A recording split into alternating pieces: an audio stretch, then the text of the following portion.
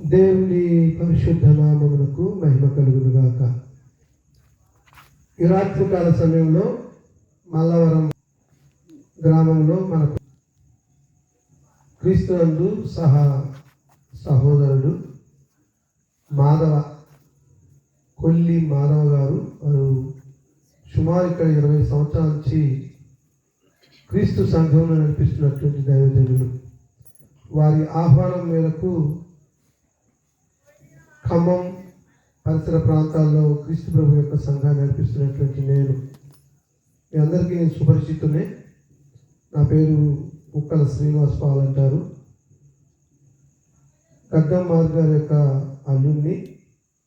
ఈ గడ్డం మార్గ్ గారి యొక్క మరణం యొక్క కుటుంబీకులు ఈ ప్రాంతంలో దాదాపు 10 కుటుంబాలు ఉన్నాయి కదా. సుమారుగా 28 సంవత్సరాల నుంచి మీకు నేను చాలా సుపరిచితులు. చాలా మందికి మధ్యకాలం రాలేదు. ఏదైనప్పటికీ ఈరోజు నా ఆత్మీయులందరూ చూస్తుంటే నాకు ఎంత ఆనందం అంటే, ఈ ఆనందం అన్నాడు పౌలు గారికి కూడా కలిగింది. ఆయనకు ఉద్దేశం ఏంటంటే, రోమీ రాసిన పత్రిక 10వ అధ్యాయం అంటాడు, ఇజ్రాయేలు రక్షణ పొందవనేది నా హృదయాభిలాష అని మాట్లాడుతూ ఉంటాడు. ఇజ్రాయేలు రక్షణ పొందవనేది నా హృదయాభిలాష. ఎందుకని?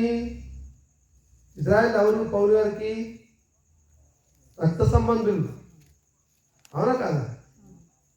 పౌలు ఏ గోత్రికుడు అండి? బెన్యామీను గోత్రికుడు.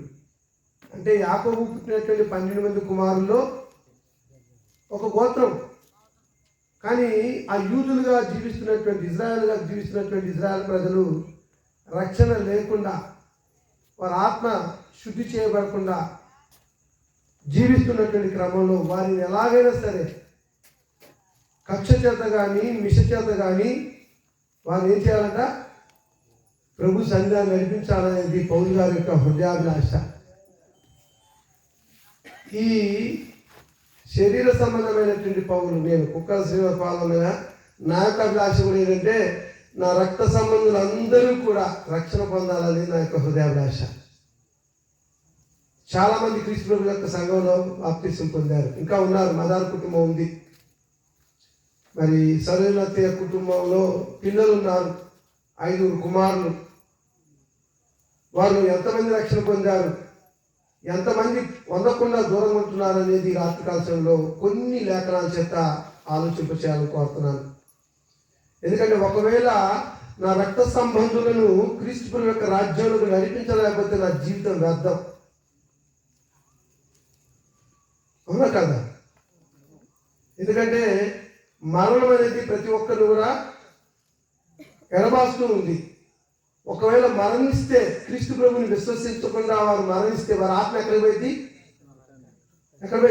పరలోకం మీద నరకానికి పోతుంది. ఈ రాత్రికాల సమయంలో మీకు ఇదే విషయాన్ని తెలియచేయాలనుకుంటున్నాను. మానవ జీవితంలో అతి ప్రాముఖ్యమైనది ఏంటి అంటే, శరీరమా ఆత్మ? ఆత్మే చాలా ప్రాముఖ్యమైనది.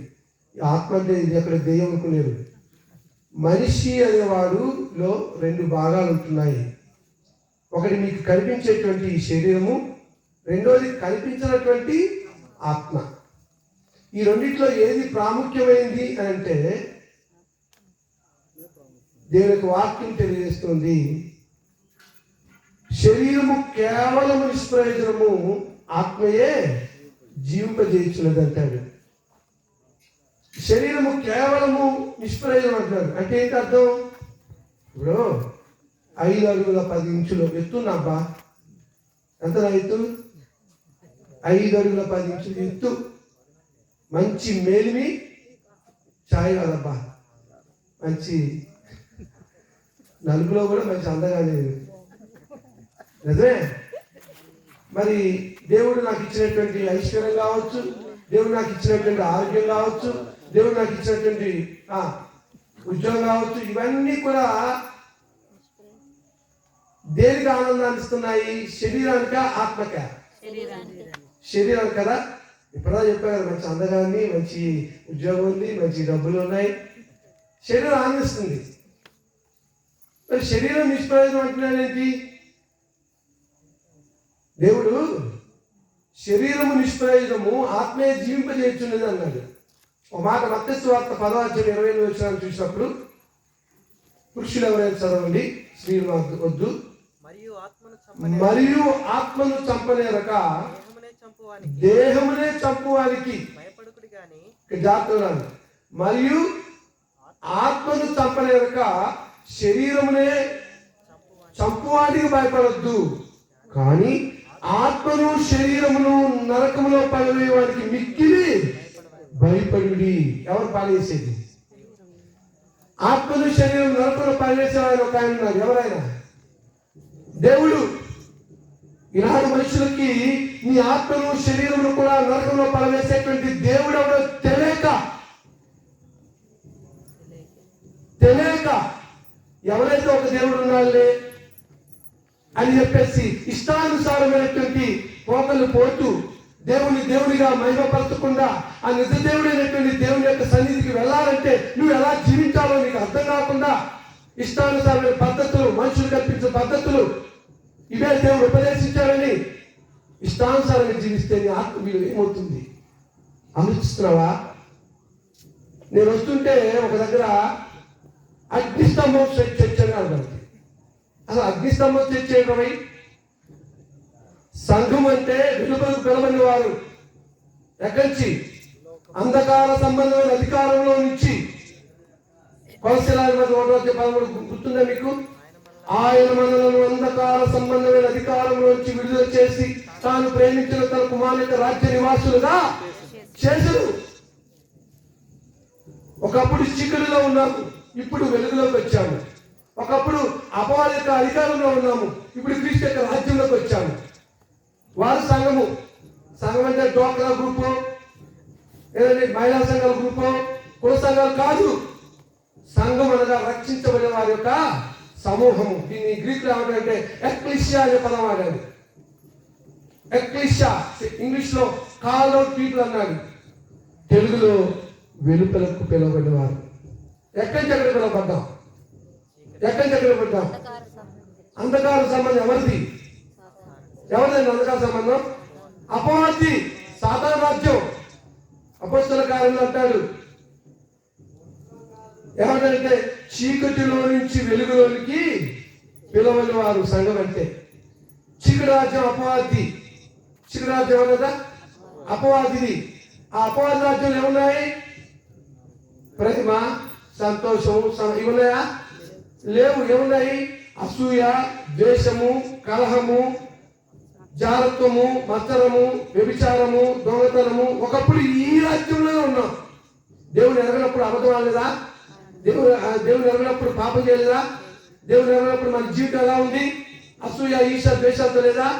దేవుని ఎరగనప్పుడు పాపం చేయలేదా? వ్యభిచారం చేయలేదా? జారత్వం చేయలేదా? దొంగతనం చేయలేదా? చేశాము. కానీ తండ్రి దేవుడు మనల్ని ప్రేమించి, ఎవరైనా ప్రేమించింది? తండ్రి దేవుడు మనల్ని ప్రేమించి, నీవు ఆ చీకటి రాజ్యంలో ఉండడానికి ఇష్టం లేదు, పాపంలో జీవించడం ఇష్టం లేదు. ఎందుకు? పాపంలో వచ్చి జీతము మరణం. శరీర బంధం గురించి మాట్లాడలేదు. ఆత్మీయంగా చనిపోతావు. దేవుడికి దూరస్తులు అయితే మార్క్స్ 9:48 అంటాడు, నరకంలో వారి పురుగు చావదు, అగ్ని ఆరదు అంటాడు. చూసారా? పాపం వల్ల దేనికి నష్టము? శరీరానికా ఆత్మకా? ఆత్మకే. ఆత్మని కంటికి కనిపించదు. నువ్వు బతుకున్నావంటే నీలో ఆత్మ ఉన్నదని అర్థం. ఇప్పుడు నేను నిలబడి మాట్లాడుతున్నాను, ఒకవేళ నాలో ఆత్మే లేదనుకోండి, ఇక్కడ పనుకోబెడతాను. పనుకొని మా దేవపాల్ గారు నిన్నే పరిచయం అయ్యాడు, ఏడుస్తాడు, శ్రీనివాస్ పాల్ గారు చనిపోయినాడు. ఏడుస్తారు లేదా? ఆత్మనాలో ఉన్నంత వరకే నేను జీవిస్తున్నా. అదే చెప్తున్నాడు యేసుక్రీస్తు వారు మత్తయి సువార్త 10:20 ఏమన్నాడు? దేహమును చంపువానికి భయపడకుడు, కానీ ఆత్మను దేహమును నరకంలో పడివేయడానికి మిక్కిలి భయపడి అంటాడు. భయపెడుతున్నావా? ఈ రాత్రికాల సేవలో నీ ఆత్మ యొక్క విలువ అయితే నీకు అర్థమవుతుందా? నాకు అర్థమైంది. నాకు ఆత్మ యొక్క విలువ అర్థమయ్యి 1998 ఆగస్టు 2వ క్రీస్తుని నా సొంత రక్షకుడు అంగీకరించాను. నాటి నుంచి నేటికి దేవుడు నాకు ఇచ్చిన ఆయుష్ ఉన్నంత వరకు కూడా దేవుని యొక్క నియమాలను బ్రతకడానికి తీర్మానం చేసుకున్నాను. దీన్ని ఏమంటారు తెలుసా? దీక్ష అంటారు. అయ్యప్ప దీక్ష కాసుని పక్కన ఉన్నటువంటి ఆమెకి ఎవరు దృష్టి చేసేవాళ్ళు? భవానీ దీక్ష కాదు. ఈ మధ్య క్రైస్తవులు 40 వారి శోకాలు వాళ్ళు కూడా అంటున్నారు బ్లూ డ్రెస్ వేసి. ఏం దీక్ష అది? యేసుప్రభు దీక్ష అంటున్నారు. 40 రోజులు లెక్క వేసి అంటున్నారు. అసలు ఎన్నడైనా యేసుక్రీస్తు నేను ఉపవాసం చేయమని చెప్పారా? 40 రోజులు నువ్వు ఉపవాసం చేయరా బాబని క్రొత్త నిబంధనలు ఎక్కడైనా ఉంటే, ఏది యేసుక్రీస్తు వారు మరణించాడని ఆయన కోసం నేను చేయమంటే నేను బైబిల్ పెట్టి సన్యాసులు కలిసిపోతా. ఛాలెంజ్. క్రీస్తు ప్రభు ఉపవాసం చేసేటువంటి ఒక పర్పస్ ఉంది, అంతేనా? అలాగనే యోనా తర్వాత దేశం నినేవే పట్టణంతో నాశనం పోతుందంటే 40 రోజులు ఉపవాసం ఉంటే పర్పస్ ఉంది. ఒక ఉద్దేశం లేకుండా తెల్ల బట్టలు వేసుకొని, మన బ్లూ బట్టలు వేసుకొని, మెల్ల వేసుకొని, ఏదయ్యి పితాపుత్రం అంటారు అవి దండలు వేసుకొని, సిలువ వేసుకొని, అదే విగ్రహాలు చేస్తున్నావు బాబు అంటే సిలువ వేసుకున్నాడు. మీరు కూడా హిందువులు చేసేటువంటి పద్ధతుల్లో వెళ్ళి దేవుని నిజంగా సిలువ వేస్తున్నారు. నేను అలాంటి చూస్తే ఈ మధ్య ఖమ్మంలో కర్ణగిరి అని ఒక ఏరియా ఉంది. పోయిన సంవత్సరం చూసా. లెఫ్ట్ డేస్ అయిపోయింది. శ్రమదినాలు అంట. ఎవరికి శ్రమదినాలు? చేసేవాడికి శ్రమదినాలు. ప్రభు చెప్పలే అక్కడ కూడా. ఎవరైనా శ్రమదిన చేసేది తాగుబోతులు, వ్యభిచారులు. మా ఆయన తాగుతారండి, ఈ మాల వేసుకుంటే ఈ 40 రోజులు కనీసం నన్ను కొట్టకుండా ఆ రోజు పాపం. నిజమండి, మాల ఎత్తున్నారు. నిజంరా నా ఈ ప్లాన్ 40 రోజులు కాపాడుకుంటాను. నిజం. 40 రోజులు అయిన తర్వాత అక్కడి మొదలు పెడుతుంది బొరలటం ఫుల్ తాగి. సేమ్ తంతు హైదరాబాద్లో జరిగిందే మన వాళ్ళు కూడా చేస్తున్నారు. వాళ్ళకి మనకు తేడా ఉంది. ఇప్పుడు దేవుడు అనేవాడు అర్థమైతే, దైవత్వం అర్థమైతే, దేవుడు ఉన్నటువంటి గుణలక్షణం అర్థమైతే మాలు వేసుకోరు, రక్షణ పొంది దీక్షలో ఉంటారు. నాలాగా మీలాగా అను కాదా? ఇది అర్థం కాక పక్కింటామా ఇది అంటారు కదా, మాలేసుకుంది, ఎదురింటామా అయ్యప్ప మాలేసుకుంది, పొరిగింటామేమో భవాని మాలేసుకుంది, నేను యేసుప్రభు మాలేసుకుంటా. పల్లెటూరులో ఓడి మీరు చూడండి, మాది ఖమ్మం పక్కన చింతపుట్టారు ఒక ఊరుంది, నా పొలాలు ఉన్నాయి అక్కడ. వెళ్తే మా బామర్ది, తర్వాత అక్క, మా అన్నయ్య కొడుకు, వదిన కొడుకు, అరే నరేష్ పెట్టి, ఓ అరే అనకూడదండి, ఏమైంది అంటే దీక్షలో ఉన్నాడు. దీక్షలో ఉన్నవాళ్ళు అరే అనకూడదంట. నాకు తెలియదబ్బా, ఏమనాలి? బ్రదర్ అనాలి. ఆ 7 పేర్లు వేసుకోకుండా అంతే పోయేదిగా. అసలు దీక్ష కాకుండా మనందరం ఎవరు? మత్తయి వార్తలు చెప్తున్నారు 23:9 మనందరం ఎవరండి? సహోదరము సహోదరి వాళ్ళు. భూమి మీద ఎవరికి తండ్రిని పేరు పెట్టవద్దు, ఒకడే మీ తండ్రి పరలోకమందు ఉన్నాడు. మనమందరము సహోదరి సహోదరు. మనం చేసుకున్న భార్య తప్ప, మనం చేసుకున్న భర్త తప్ప అందరూ కూడా మన రక్త సంబంధులు, క్రీస్తు రక్తంలో కరగబట్టాన్ని బట్టి. అర్థమవుతుందా? మీరు ఇప్పుడు ఇందులో ఉంది, వరుసకి మరణం అవుతుంది, కానీ క్రీస్తు ప్రేమను బట్టి నేను ఏమంటాను? నా సహోదరి అని చెప్తా. ఆ సహోదరులు ఎంత ప్రేమ తెలుసా?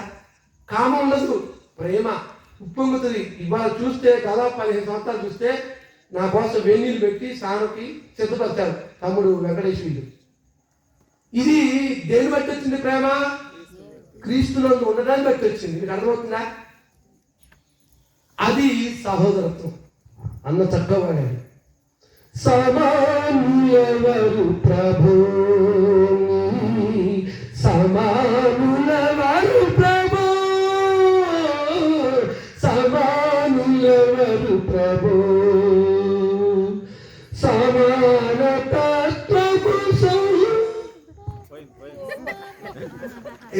ఎందుకంటే ఆ గౌరవ ముందు కుప్పి గంతులు వేస్తే తోక కట్ చేస్తారు. ట్రై చేస్తున్నా కానీ నిజంగా సమానత్వము సహోదరత్వము చాలా అద్భుతమైనటువంటి పాట. అది అందరం కూడా ఒకరొకరు కలిగి ఉండాలి. ఆ ప్రేమ ఉన్నప్పుడు నీ పక్కింట ఆత్మ ఒకవేళ లోకానుసారంగా వెళ్తున్నట్లయితే ఆమెను ఎలాగైనా క్రీస్తు ప్రభులోకి తీసుకురావాలని కసి పెరుగుతుంది. నేను ఈరోజు దేవుడి పాల్ గారి దగ్గర కసి చూశాను. ఒక ఆయన హెబ్రోను సంఘం నుంచి వచ్చాడు. 2 క్లాసులు ఉన్నాడు. అంత అయిపోయింది, 4:30 అయింది. కూర్చోబెట్టి కాసేపు వాకింగ్ ఎత్తి బాప్టిజం ఇచ్చాడు. I'm upsetting this guy. Why? Because కసి మంట పడుతుంది, లోపల ఆత్మ మంట పడుతుంది. అగ్నిలో నుంచి లాగినట్టుగా ఆత్మను రక్షించాడు. అవునా కదా? మీలో ఉంది ఆ మంట? ఆడమంట ఉందండి. పక్కన మంట పడుతుంటే నువ్వేమో సలదా కూర్చున్నావు, కనపడుతుందా? చూడండి ప్రియులారా, నేను ఎందుకు ఇంత వేదంతో చెప్తున్నానంటే, యోధ పత్రికలు అంటాడు, అగ్నిలో నుంచి లాగినట్టుగా ఆత్మను దేవుని దగ్గరికి తీసుకురావాలి. ఈ రాత్రి కాలంలో మీరు వింటున్నటువంటి మాటలు నా ప్రభువైనటువంటి యేసుక్రీస్తు వారి నేర్చుకున్నటువంటి ఆయన జీవితం ద్వారా నేను చెప్తున్నాను. ఎందుకు ఆత్మ యొక్క విలువ అంత ప్రాధాన్యత అంటే, ప్రభు అంటున్నాడు, ఆత్మీయ జీవింపజేస్తున్నది, శరీరము కేవలము నిష్ప్రయోజనం. పౌలు గారు అంటాడు కొరింథీలో ఉన్నటువంటి సంఘానికి 2 పత్రిక రాస్తూ 4:16 కొరింథీలో 2వ పత్రిక 4:16 అంటాడు, మేము అధైర్యపడము, వి నెవర్ అఫ్రైడ్. మా బాహ్య పురుషుడు కృషించుతున్నాము, ఆంతర్య పురుషుడు దినదినము నూతన పరచబడుతున్నాడు. అది బాహ్య పురుషుడు అంటారు ఈ దేహము, ఆంతర్య పురుషుడు అంటే ఆత్మ. బైబిల్లో పలుమార్లు చెప్తాడు, శరీరం ఆత్మని నానా రకాలుగా పోలుస్తూ ఉంటాడు. ఆదికాండం 2:7 దేవుడైన యెహోవా నేల మట్టిలో నరుని నిర్మించి వాని నాసికారంధ్రములో జీవవాయువుగా నరుడు జీవాత్మ ఆయన. మట్టి బొమ్మలు చేశాడు. మనం కూడా వినాయకుడు బొమ్మలు చేశాడు చిన్నప్పుడు. మనమైనా వినాయకుడు లేచి తిరిగిందండి, తిరగలే. కానీ దేవుడు ఏం చేశాడు?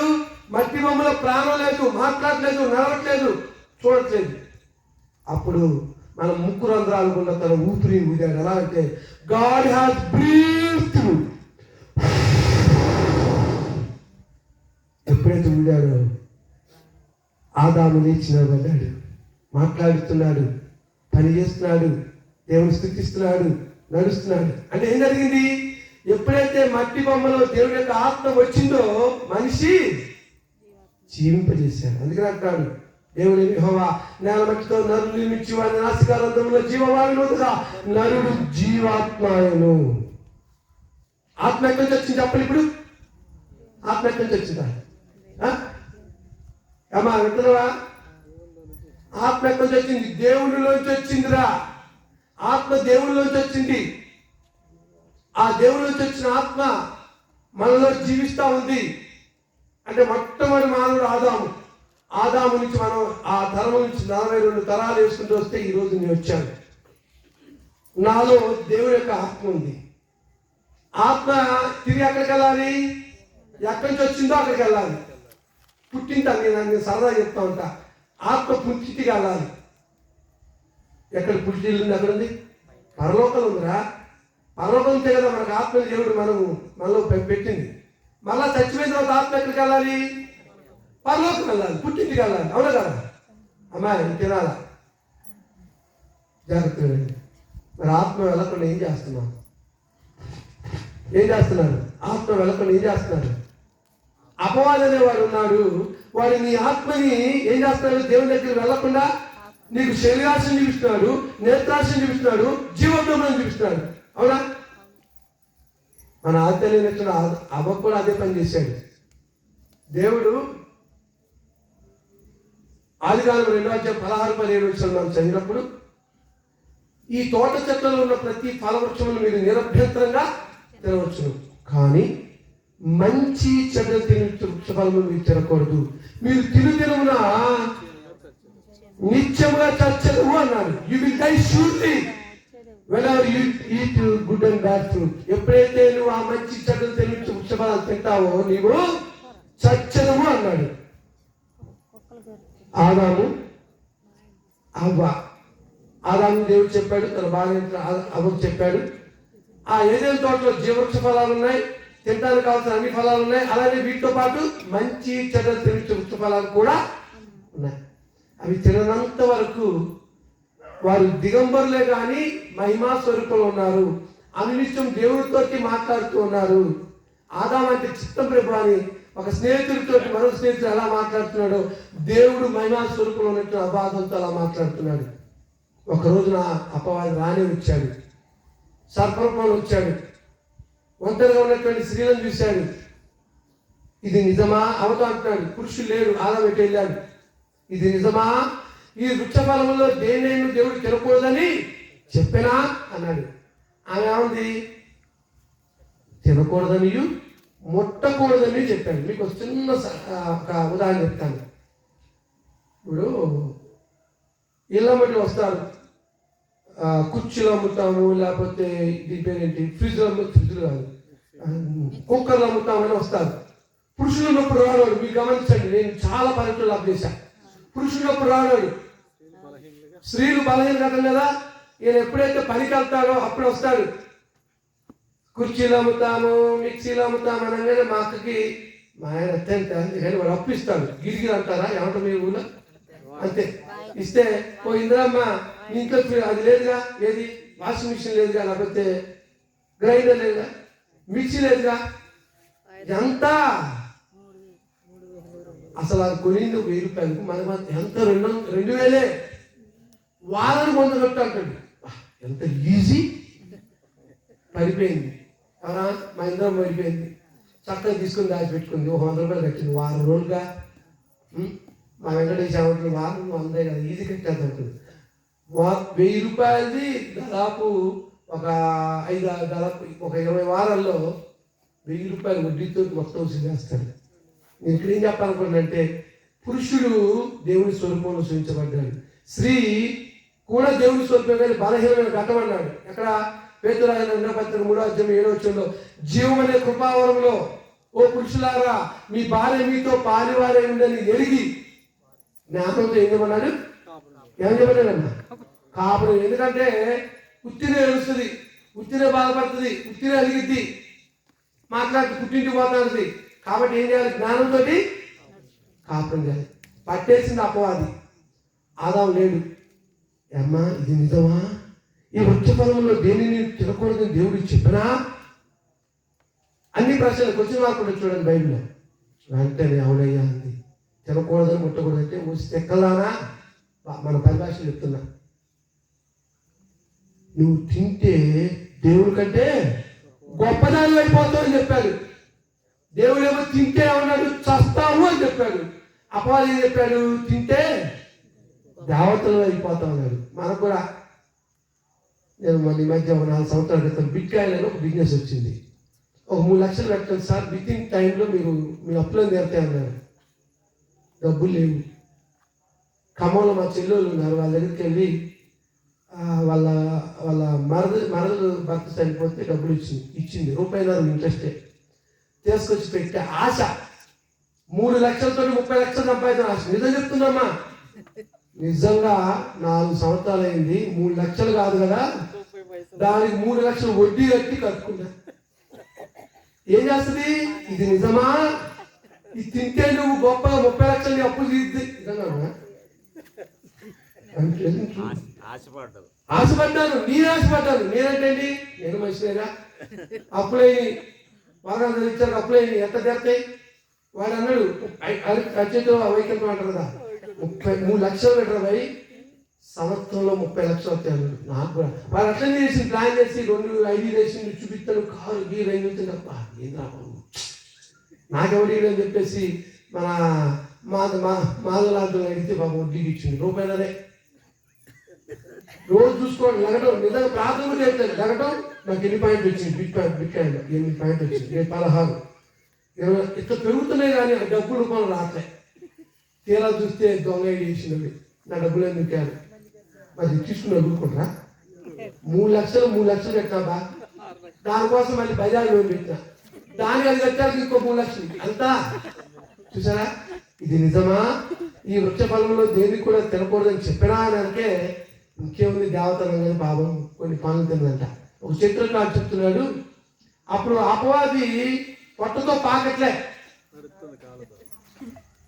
ఎందుకంటే తర్వాత చెప్పించినప్పుడు నువ్వు మన్ను తిని పొట్టతో పాకుతా ఉన్నాడు అంటే అర్థం ఏంటి? అవ్వని మోసగిచ్చినప్పుడు అపవాది పట్టుతో బాగట్లే. ఒక ఆయన ఉన్నాడు కదా, అందట్లేదంట. బహుశా అవ్వ పుట్టుదేవుడేమో మీద భుజాల మీద ఎక్కించుకొని మరి తీసుకొని తిని తన భర్తకి ఇచ్చింది. ఏమయ్యారు? ఆజ్ఞాతిక్రమమే పాపం. ఆదామా ఇంకెక్కడ ఆదామా పోయి చట్టసార్లు లాక్కుంటాడు. ఎప్పుడైతే పాపం చేశారో, ఆజ్ఞాతిక్రమించారో, సిగ్గు వచ్చేసింది, భయం వచ్చేసింది, దేవుడు పిలుస్తున్నాడు, దేవుడి దగ్గరికి వెళ్ళి దమ్ము లేదు, పోయారు. దిగమరణం తెలిసిపోయింది. అందరూ పాపం కచ్చరాలుగా చేసుకొని చట్టసాడు మీద దాక్కున్నారు. ఆదాము అంటే ఇంకెక్కడ ఆదాము?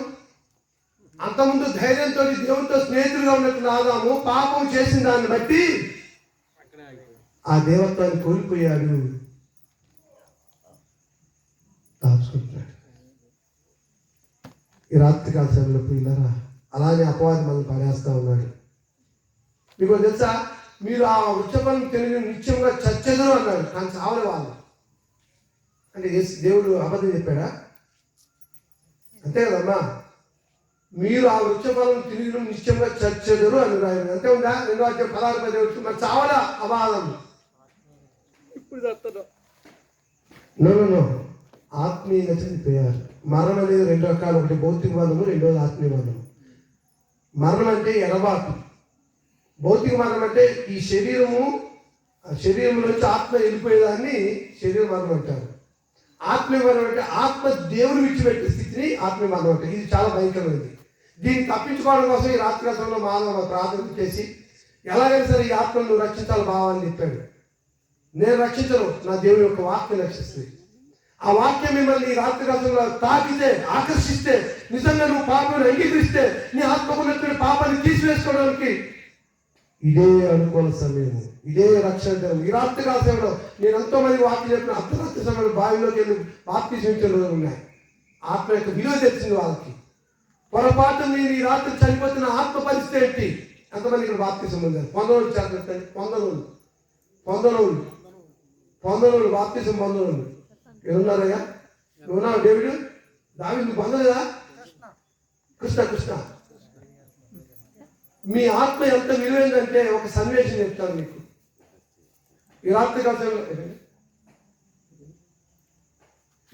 సమయంలో యేసుక్రీస్తు వారు ఆత్మకున్నటువంటి విలువ గురించి ఒక ఉదాహరణ చెప్తాడు. సుకారు అనేటువంటి ప్రాంతంలో యాకోబు నాటి బావి ఉంది. యోహాను సువార్త 4వ మనం చూస్తాము. యాకోబు కాలం నాటి తొమ్మిది బావి. అక్కడికి యూదులు వచ్చి తోడుకుంటారు నీళ్లు, సమరయులు వచ్చి కూడా తోడుకుంటారు. యూదులేమో ఉదయకాలంలో వెళ్ళి నీళ్లు తోడుకుంటే సమరయులేమో మధ్యాహ్నం వెళ్ళి నీళ్లు తోడుకునేవాళ్ళు. కారణం ఏంటంటే యూదులకు సమరయులకు సాంగత్యము లేదు. మళ్ళానే కమ్మోరికి మాదిగ మాధవులకి సంబంధం ఉండదు. మనమేమో ఊరి బయట ఉన్నాం. పోలికి చెప్తున్నాను, నిజం. కమ్మారెడ్డి వాళ్ళ ఊళ్ళో ఉంటే మనమేమో మనకి కాలనీ కట్టించారు. సమరయులంటే కూడా ఇదానే తక్కువ జాతి వాళ్ళు, సంకర జాతి అంటారు. సమరయులు అంటే యూదులకిను అన్యులకు పుట్టిన జనాంగాన్ని సమరయులు అన్నారు. కాబట్టి లేని వాళ్ళు ఉన్నారు ఏమంటారు, మేము దళితులం అండి, మాకు వేరే కాలనీ ఇచ్చాడు. ఈరోజు అంటే అందరూ చదువుకొని బాగా వాళ్ళకంటే ఎక్కువ సూపర్ ఉన్నాం, అది వేరే విషయం. కానీ సమరయుల యొక్క పరిస్థితి, యూదులతో సాంగత్యం చేయరు.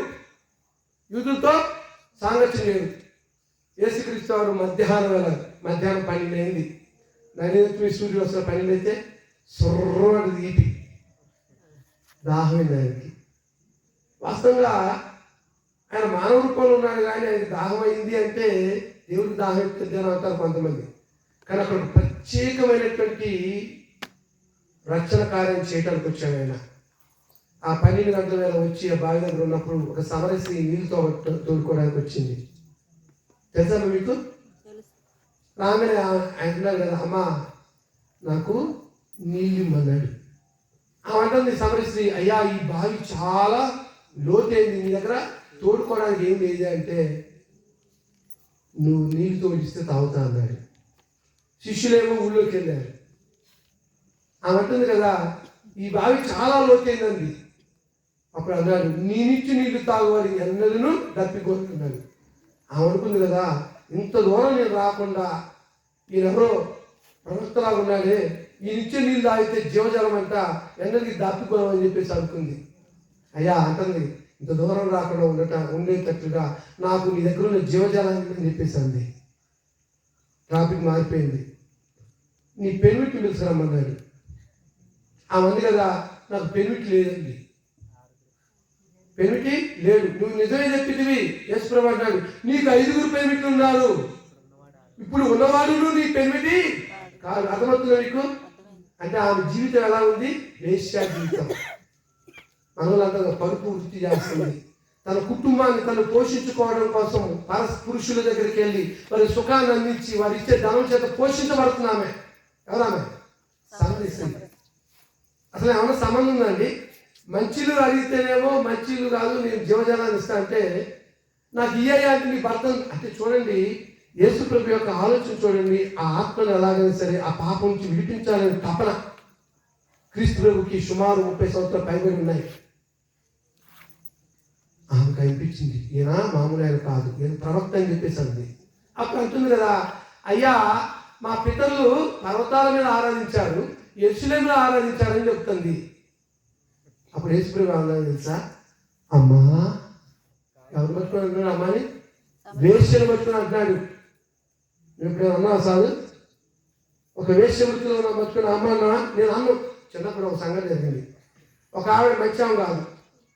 మేము దాదాపు వయసుకు వచ్చాము, 18 సంవత్సరాలు ఉంటాయి. మా అమ్మ చాలా తెలియగలది. ఎవరి ఇంటికి వచ్చినా కానీ అక్క అనమాటది, చెల్లెనమాటది. నీ అమ్మ మంచిగా నేను అన్నది, నేను పోయా. నిజమండి, నువ్వు అందరూ పట్టుకుని అమ్మ అక్క చెల్ల అనమాటంది, ఆ మంచి ఆమె కాదు కదా.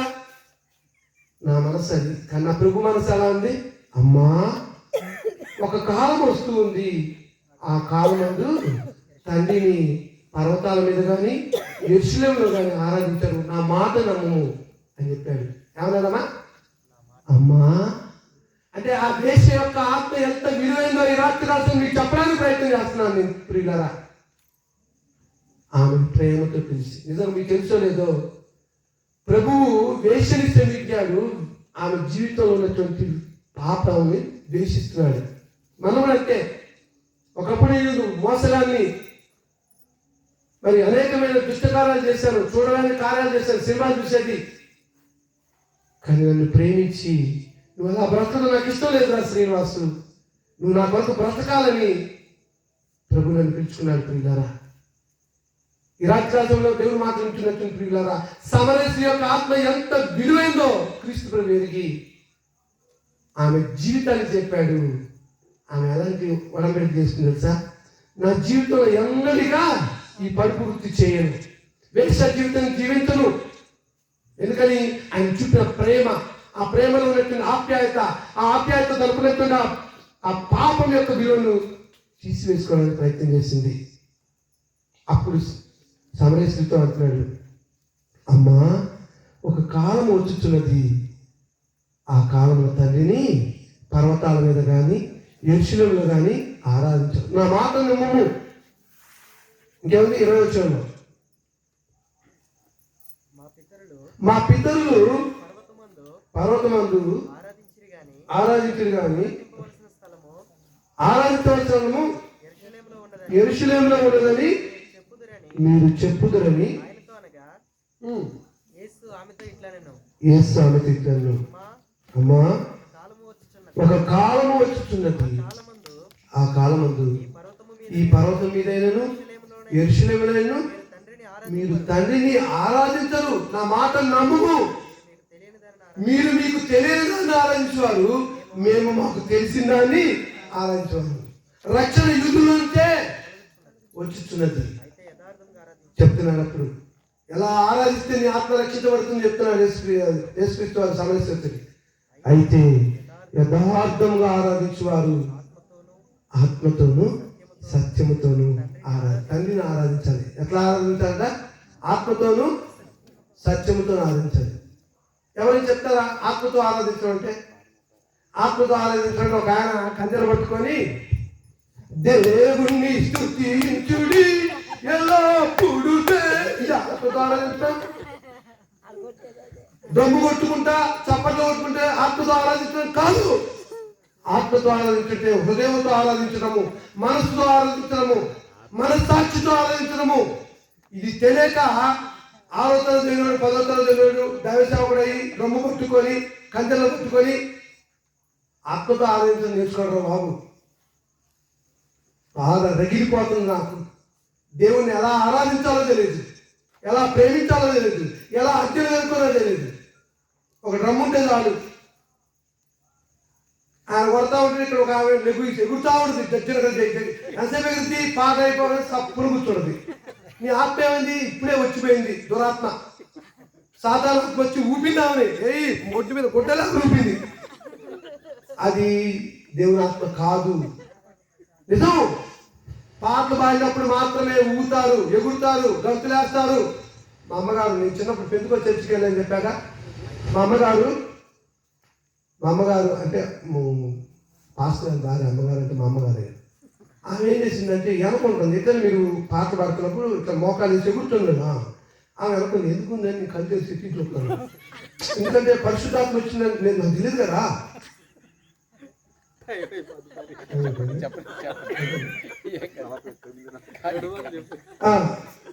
మరి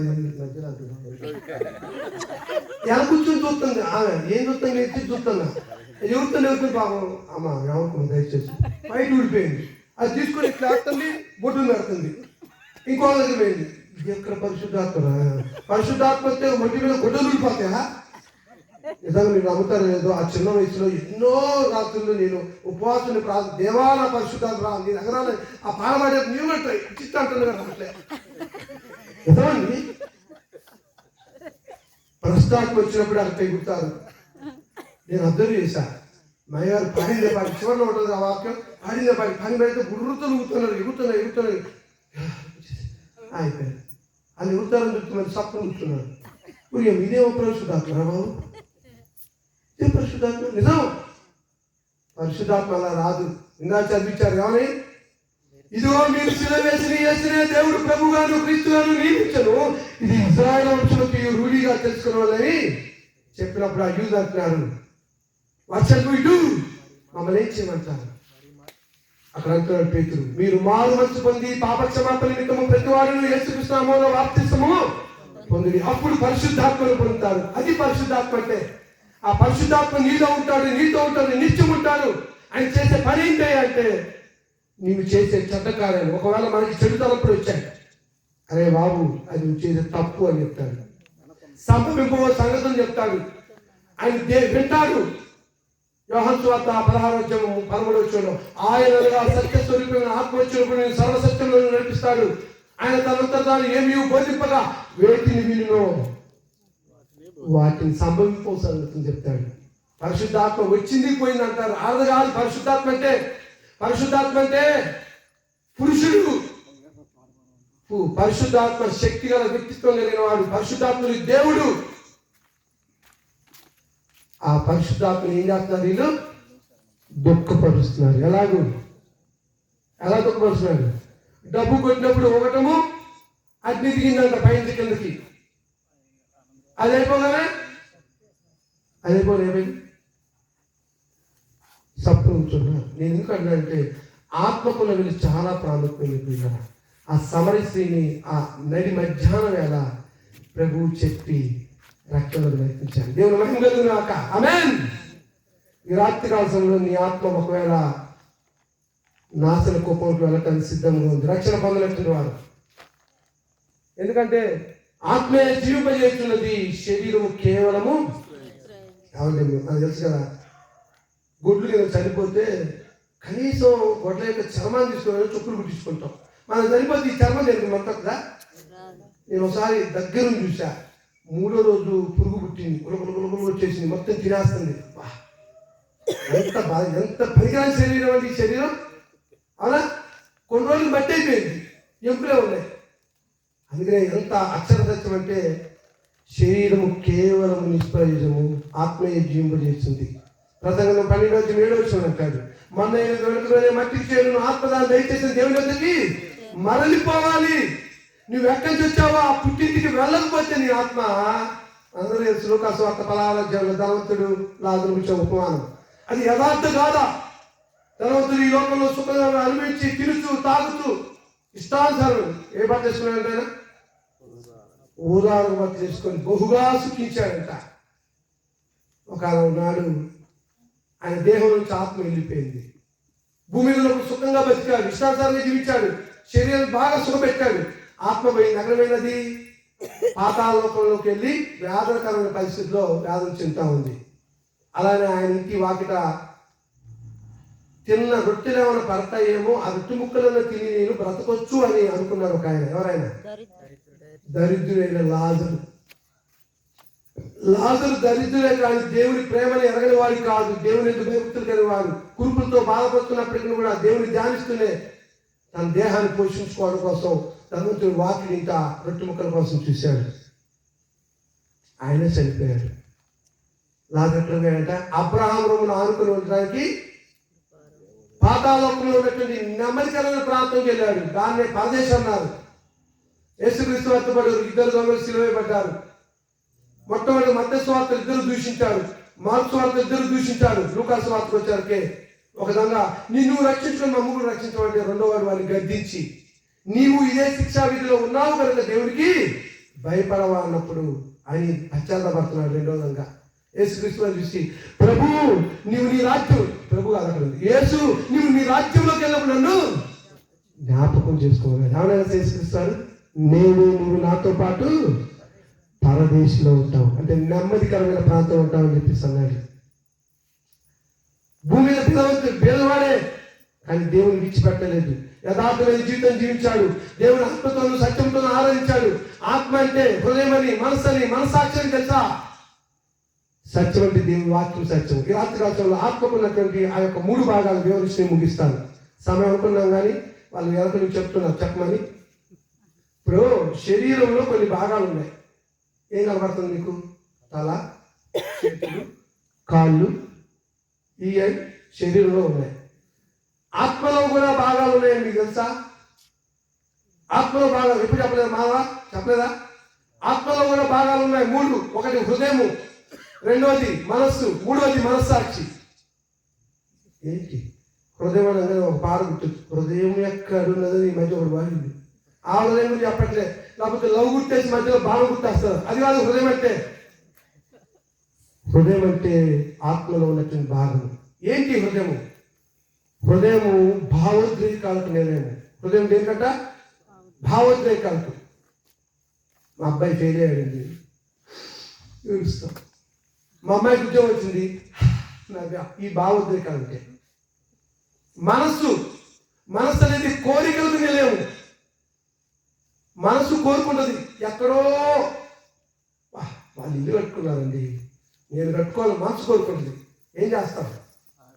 కష్టపడతాం, అప్పు చేస్తాం, కొంత సంపాదించి ఇల్లు కట్టుకుంటాం. అప్పుడు కోరిక తీస్తుంది. మనసుకు వచ్చిన కోరికని తీర్చుకోవడం దాన్ని ఏమంటారంటే మనసుని కోరికలకు కేంద్రం అంటారు. మనసు అనేది కోరికలకు కేంద్రం. ఇంకోటి ఉంది మనస్సాక్షి. మనస్సాక్షి దేనికో తెలుసా? మంచి చెడుల వివేచనకి కేంద్రం. అదే కదా అవాదాలను పడేసింది. చూసారు ఇప్పుడు విన్నారు ఈ మాట? ఇవన్నీ కూడా ఆత్మలో ఉంటాయి. హృదయము, మనస్సు, మనస్సాక్షి. దీన్నే ఏమన్నారు ఇందాక కొరింథీయుల పత్రిక 2వ పత్రిక 4:16 మేము ఆంతర్యపడము, మా బాహ్య పురుషుడు కృషించుతున్నారు, ఆంతర్య పురుషుడు అంటే ఆత్మ దినదినము నూతన పరచబడుతుంది. మీ ఆత్మ నూతన పరచబడుతున్నాయా? బాప్తిసం పొందిన నాటి నుంచి నేటి వరకు మీ ఆత్మ ఎలా రక్షించబడుతుంది, ఎలా నూతన పరచబడుతుంది? అది పరాలంటే ఏం చేయాలి? ఉదయం లేకుండా మోకాలు ప్రార్థన చేయాలి. ఉదయం లేకుండా బైబిల్ తీసుకొని చదువుకుంటూ ఆ లేఖనాలు ఏవైతే మనం చెప్తున్నాయో వాటి ప్రకారం జీవించాలి. చదవటం మాత్రం కాదు. ఒక ఆయన అన్నాడు, ఉదయం చెప్పారు అయ్యగారు, నేను బైబిల్ 2 సార్లు చదివాను. 2 సార్లు 20 సార్లు 20 సార్లు చదివినంట. కానీ వాడికి ఏం తెలియదు. చదవడం ముఖ్యం కాదు, ధ్యానించడం ముఖ్యం. మనం చదివే ప్రతి ప్యాసేజీ ఎవరికి చెప్తున్నాడు, ఎందుకు చెప్తున్నాడు, ఎప్పుడు చెప్తున్నాడు, ఎలా చెప్తున్నాడు, ఇది నాకు సంబంధించిందినా లేకపోతే అక్కడ అని వివేచనతో చదవకపోతే మంచి చెడ్డలకు వివేచన నీకు రాదు. మనస్సాక్షి అనేది మంచి చెడుల యొక్క వివేచనకు కేంద్రం. ఇప్పుడు చెప్పండి, ఆత్మ విలువైందా కాదా? ఆత్మ విలువైందా కాదా? ఈ రాత్రి కాలంలో ఒకవేళ నీ ఆత్మ నీ దేహాన్ని విడిచిపోయింది అనుకోండి, చనిపోయావు, రక్షింపబడకుండా. ఎక్కడికి వెళ్తాం? ధనవంతుడు వెళ్ళాడు, వేదం చెప్తున్నాడు, ఓ తండ్రి అబ్రహమా కేక పెడుతున్నాడు, నా నాలుకను చల్లార్చుటకు నీ రొమ్మున ఆనుకున్న లాజరును పంపిస్తున్నాడు. చూసారా, పాతాళ లోకంలో వేదన చెందేటువంటి పరిస్థితుల్లో ఆత్మ వేదన చెందుతున్న పరిస్థితిని మనం చూస్తే అది ఉపమానంగా సుమి జరిగిన యథార్థ కాలం చెప్పేవాడు యేసుక్రీస్తు. ఓ తండ్రి అబ్రహమా అంటే మనం చిన్నప్పుడు చలిమా చేసుకొని నిద్రభాగం పడితే చేతులు మొహం కాలిన సందర్భాలు ఉన్నాయా? చిన్న మాటకి మరి అంత పెద్ద అగ్నిగుండంలో ఆత్మ బాగా మారిపోతూ ఉంటే ఆ వేద తట్టుకోకపోతే అంటున్నాడు ధనవంతుడు, నా తండ్రి అబ్రహమా నీ రొమ్మును ఆనుకున్న లాజరును గురించి నా నాలుగును చల్లార్చుకు ఏం చేయమన్నాడు? కొన్ని నీళ్ళు. మీకేమైనా ఏమాత్రమైనా బాధ ఉందండి? మీ పిల్లల రక్షణ పొందట్లేదు, మీ భర్త రక్షణ పొందట్లేదు, మీ భార్య రక్షణ పొందట్లేదు, ఆత్మ ఒకవేళ నరకానికి పోతే నరకం అనేది కూడా నిత్యమైందో మీకు తెలుసో లేదు? నరకము నిత్యమే, అలాగే పరలోకము నిత్యమే. నిత్యం అంటే నేను అర్థం కావడం కొన్ని వేల కోట్ల సంవత్సరాలు అంటాను. ఒకవేళ నీ ఆత్మ రక్షించబడి రాత్రి కాలంలో ప్రభువైన యేసుక్రీస్తు వారిని తమ సొంత రక్షణగా అంగీకరించాలి. ఎలా అంగీకరిస్తావు? దేవుని మాట వింటు ద్వారా విశ్వాసం కలుగుతుంది. వింటులో క్రీస్తు గురించిన మాట వల్ల కలుగుతుంది. విన్నావు, ఏం చేయాలి? హెబ్రీయుల రాసిన పత్రిక 11:6 దేవుని యొక్క కూర్చువాడు ఆయన ఉన్నాడని తన వెతుకువాడికి ఫలము దయచేవాడు. విశ్వాసం లేకుండా దేవునికి ఇష్టం ఉంటా సాధ్యం అంటాడు. ఏంటి ఆ ఇచ్చే ఫలం అంటే? పరలోకము. దేవుని మాటలు విన్నావు, విశ్వసించావు, ఆయన ఫలం ఇస్తానన్నాడు. తర్వాత ఏం చేయాలి? నీ చెడిపోయిన పడిపోయిన హృదయాన్ని ఏం చేయాలి? మార్చుకోవాలి.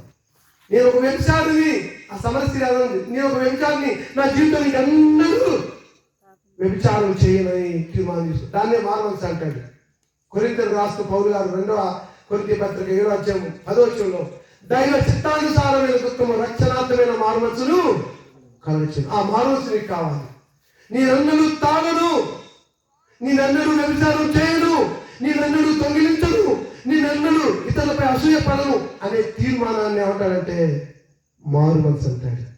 అప్పటి చాలా పాపాలు చేశాం కదా, ఆ పాపాలన్నీ కూడా క్షమించబడాలంటే యేసుక్రీస్తు వారిని దేవుని కుమారుడిని ఒప్పుకోవాలి.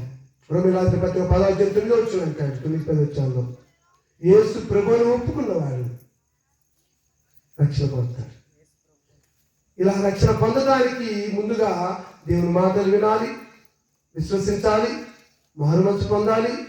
పాప క్షమాపణ నిమిత్తం యేసుక్రీస్తు వారిని సొంత రక్షణ అంగీకరించిన కొరకు ఆయన దేవుని కొరకు ఒప్పుకొని ఆ తర్వాత ద గ్రేట్ కమిషన్ మత్తయి సువార్త 28:18 ప్రభు అంటున్నాడు శిష్యులతోటి, నాకు పరలోకమందును భూమిలోను సర్వాధికారము ఇవ్వబడింది, మీరు వెళ్ళి సమస్త జనులను శిష్యులుగా చేయాలి. ఎలా చేయాలి? తండ్రి యొక్కయు, కుమారు యొక్కయు, పరిశుద్ధాత్మ యొక్కయు నామములోనికి వారికి బాప్తిస్మం ఇస్తూ నేను మీకు ఏ ఆజ్ఞలు ఆజ్ఞాపించుతున్నాను వాటన్నిటినీ కైకొండి. ఇదిగో యుగ సమాప్తి వరకు నేను మీతో పాటు సదాకాలం ఉంటాను. ఇదే విషయాన్ని మార్కు గారు అంటున్నాడు 16:15-16 మీరు సర్వలోకానికి వెళ్ళండి, సర్వ సృష్టికి సువార్తను ప్రకటించండి, నమ్మి బాప్తిసం పొందిన వారు రక్షించబడు, నమ్మని వారికి. ఎంతమంది బాప్తిసం ఉంది? ఇప్పుడు చేర్చండి. మీరందరూ నమ్మి బాప్తిసం పొందారా? యేసుక్రీస్తు వారిని సొంత రక్షణ అంగీకరించారా? మీరు అంతకుముందు చేసిన పాపాలను క్షేమను ఒప్పుకున్నారా? దేవుని మహిమ కలుగును గాక. అలాగే వచ్చి నీటిలో ఉంచబడ్డారా? ఉంచబడ్డారు. బాప్తిసం అంటే ఉంచుట. ఇంకొక అద్భుతమైన మాట అంటాడు, సమాధి చేయుట.